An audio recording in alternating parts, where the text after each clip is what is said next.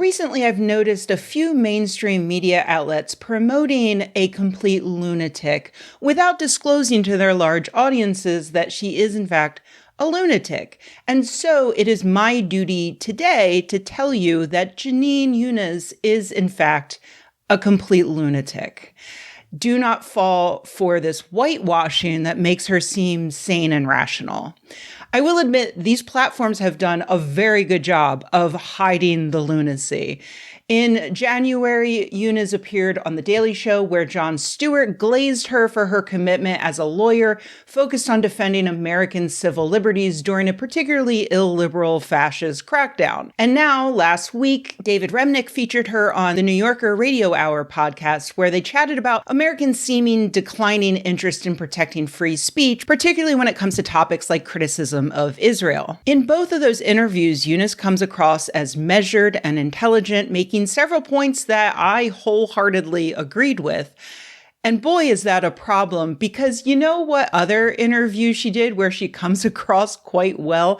This one from 2021, where she spends half an hour agreeing with Naomi Wolf that COVID lockdowns are a form of kidnapping and that people should sue about it because there's no evidence to suggest that activities like indoor dining could exacerbate the pandemic. This issue of lockdowns, because to me, as a non-lawyer, they seem completely illegal.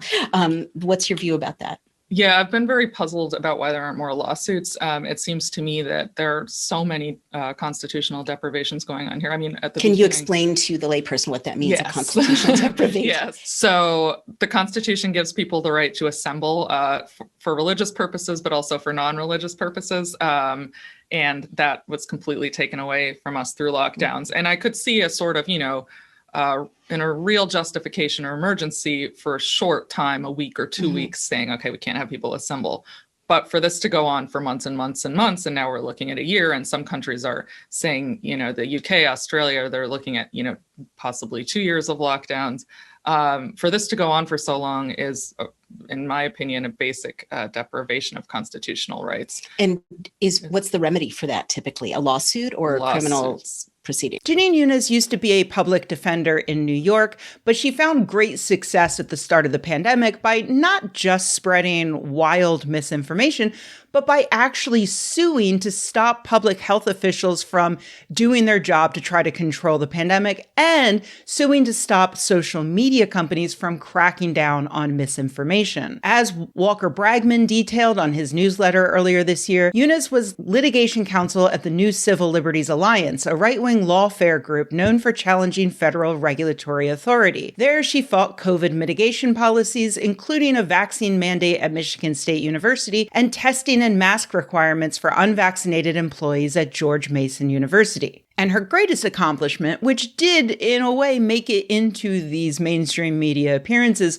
was suing the Biden administration over that garbage that was in the Twitter files. Remember the Twitter files where Elon Musk dramatically revealed that people in the Biden administration helped social media companies like Twitter and Facebook flag dangerous misinformation by sending them links to the misinformation on their platforms. If you'll recall, that was spun by far-right lunatics as some kind of vast conspiracy theory of mass government censorship.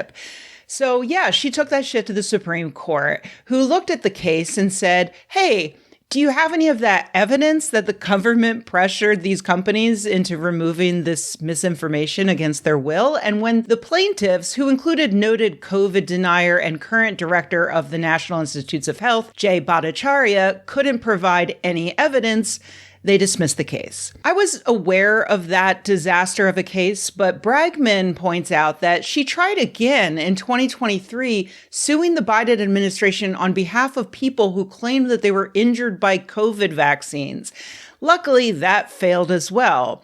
She also worked with famous pedophile protector, Representative Jim Jordan, to interrogate academics and publish a report titled The Censorship Industrial Complex: How Top Biden White House Officials Coerce Big Tech to Censor Americans' True Information and Critics of the Biden Administration. By the way, if you're not aware, the pedophile Jim Jordan previously protected isn't even the one he's protecting now.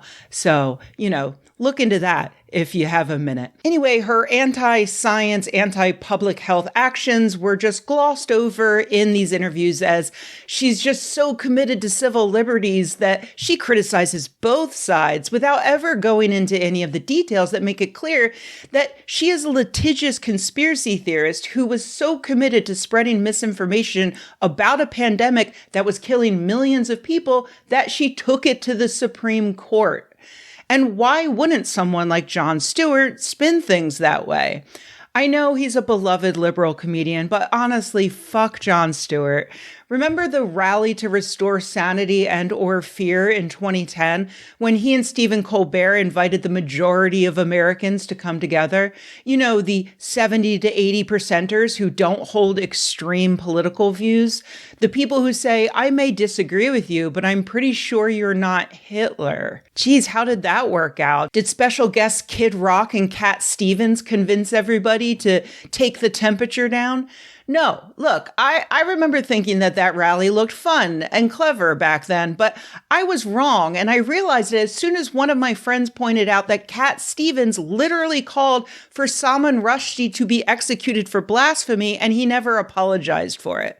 That was enough to make me think, oh, maybe it isn't so easy to just hold hands with the other side because they're smiling and singing songs that I like. The Daily Show interview with Eunice is genuinely wild to me because they both sit there and make it very clear that their both sides bad viewpoint is actually really wrong. Stewart literally opens the interview by saying that Eunice is a civil rights attorney who's been canceled by both the right and left, which means you must be doing something right. And Eunice has to admit that, yes, she did go to bat for the civil liberties of liars like the people who are currently in the Trump regime and are now cracking down on free speech blatantly and publicly and violently, with one poor attempt to excuse herself by claiming that the current crackdown wouldn't really be possible had she just won her lawsuits. Sure, Jan. And then by the end of the interview, while Eunice is trying to focus on the fact that the Biden administration was also bad and the next Democratic president could be just as bad as this one, Stewart has this sudden realization speaking about the video of Renee Good being murdered by an ICE agent. I think one of the problems is both sides have become so extreme in their rhetoric and their beliefs. I mean, as you pointed out earlier, most of us would agree that people who've committed heinous acts and are not in the country legally should be removed. But I think there's been a dogmatism on both sides, and I think we need to meet in the middle as should be the case with actually many issues. I mean, the only thing about that is only one side really, though, has the guns and right the authority. now. Because it's, when I look at that video, I don't see both sides in a dogmatic stance. I see a woman, maybe naive, sitting in a car thinking she has to do something and she's going to block something, and a wildly extreme overreaction to that small act of defiance. And then like, I just, when they say like she was radicalized, I just think, well, there are masked gunmen in her neighborhood who she's read about taking 17-year-old kids and pulling them off the street. That wasn't, it didn't feel like, I know what a terrorist attack looks like. Yeah. That was not a terrorist attack. Right. Correct, John. You got there. Those are the two sides. A violent extremist with body armor, a gun, and the authority to kill whoever he wants, and an unarmed mother who wants the secret police to stop disappearing her neighbors. Those are the extremes. Eunice's response to that: working class Americans think immigrants are making their lives worse, and that's the fault of the Democrats. Which, yeah, it is, because the Democrats are conservatives. Leftists have begged the Democratic Party to stop accepting the framing that the Republicans set of immigration being a problem that has to be solved. But the Democrats have consistently pushed to the right on that issue and many others. But that's the way that Eunice tries to pretend both sides are bad. She wants you to believe that the same way Jon Stewart had me believing it back in 2010, that the sides were right and left, and the middle is where the normal, sane people are.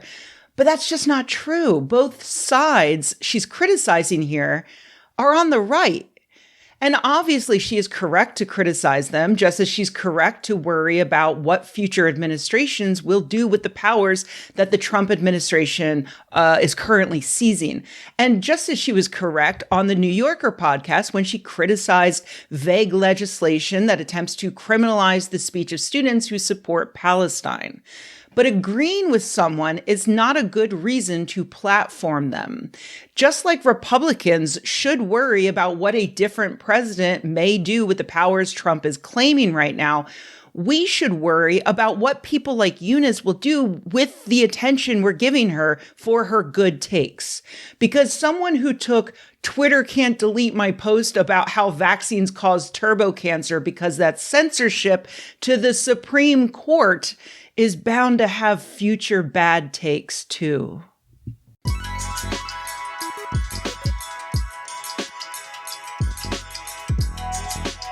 Hey everybody, thanks for watching. If you enjoyed this video, please give it a like. If you loved the video, please subscribe. And if you think the world could use more videos like this and you happen to have a few bucks laying around, head to patreon.com/Rebecca and join an awesome community of nerds like the people whose names you see on the screen right now. Thanks.